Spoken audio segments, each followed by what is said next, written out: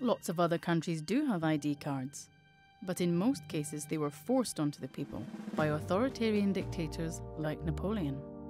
ID cards were introduced to Britain during the Second World War. Churchill regretted taking our dearly valued liberties and promised to scrap them once the war was over, but he lost the post-war election before he could, and the incoming Labour government kept them on. The information on the cards shot up, and police began to demand them from people at random.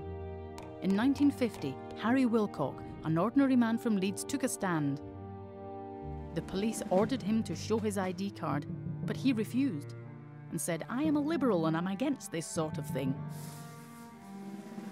He was arrested, but fought his case to the highest court in the land.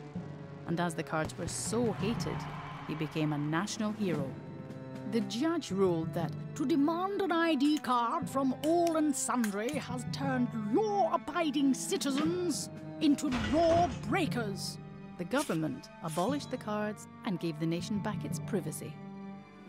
In Rwanda, the Belgian colonial government introduced ID cards to split up the native Tutsi and Hutu tribes by their physical differences.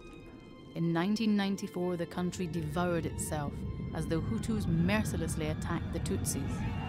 An ID card marked Tutsi would get you killed at any roadblock.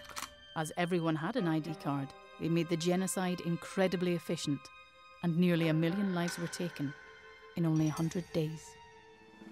The secret police in Soviet East Germany had a file on every man, woman and child, with their history from the cradle to the grave, which were used as a means of control. They couldn't computerize these records, as they didn't have the technology. If they had, it would look like the National Identity Register.